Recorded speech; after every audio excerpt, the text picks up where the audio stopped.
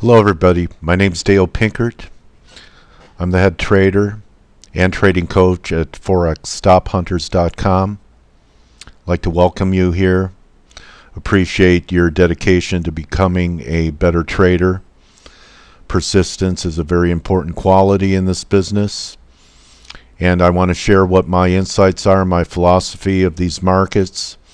And a lot of it's in our name. I want to remind everybody that this is very high risk. Only risk capital should be used, and past performance is not indicative of future results.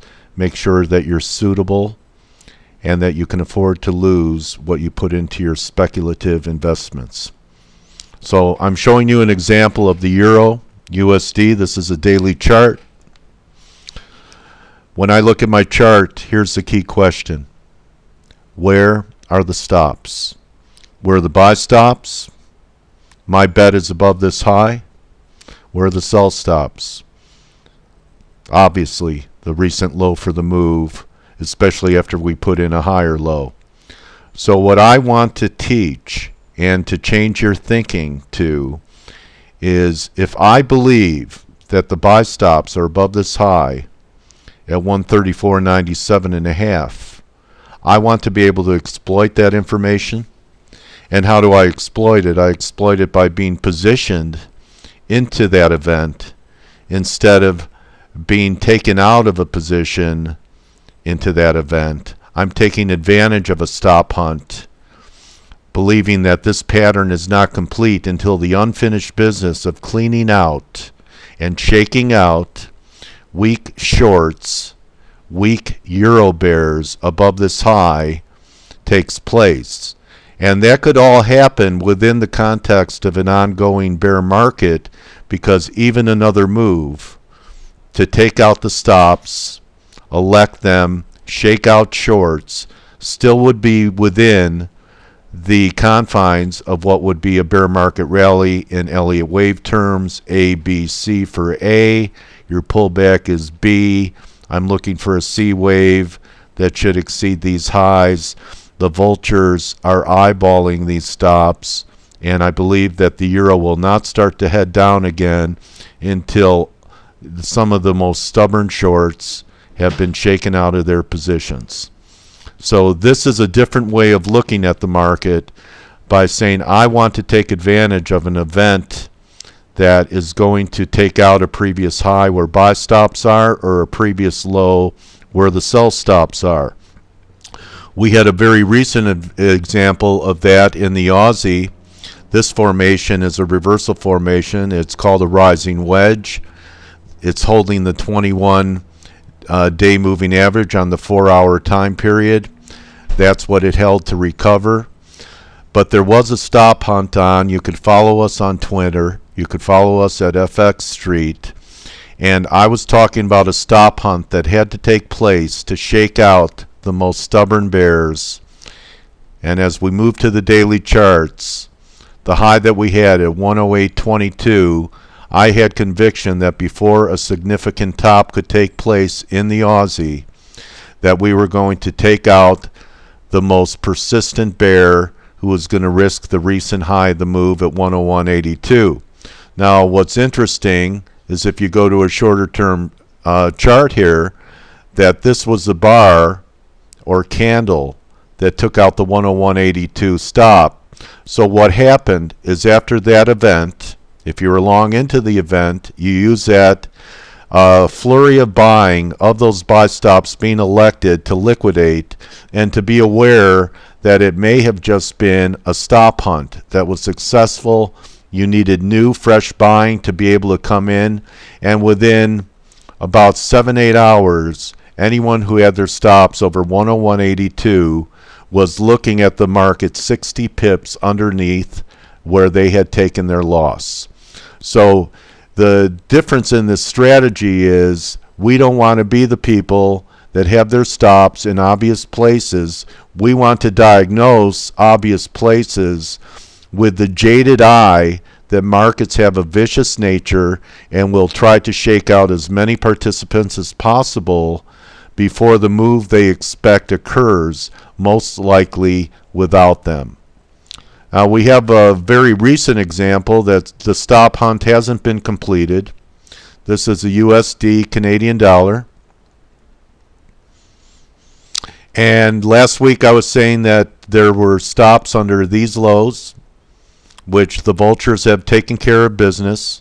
We took out the stops under all of these lows yesterday and the day before with a trade down to 99.74, which took out the sell stops at 77, took out the sell stops at 79.5. So anyone who had stops under these lows, or if they were tighter, they're gone now too. But it's my contention, and why I don't believe this pair has bottomed yet, is because the most stubborn bulls have their stops under last April's low of 99.30.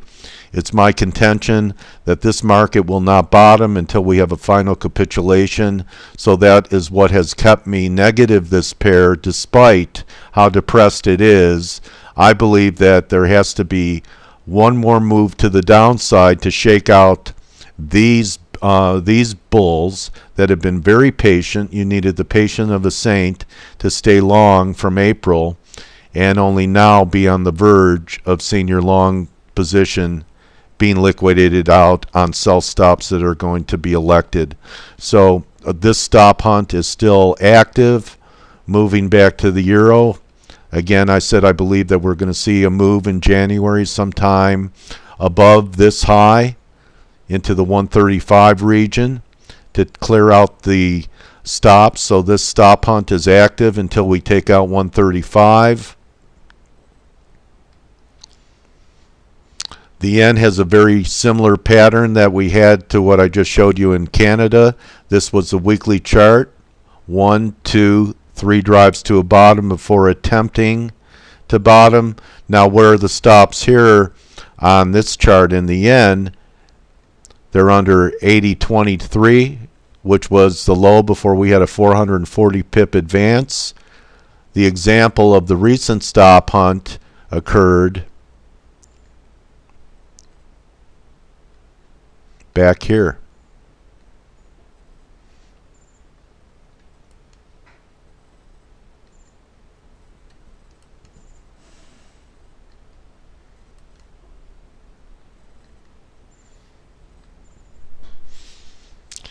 As you can see, we had triple tops in here. Okay. Same high, same high, same high, same high. Stops were building above these levels. And it was Thursday 2 weeks ago. We took out all the buy stops, so the stop hunt was successful.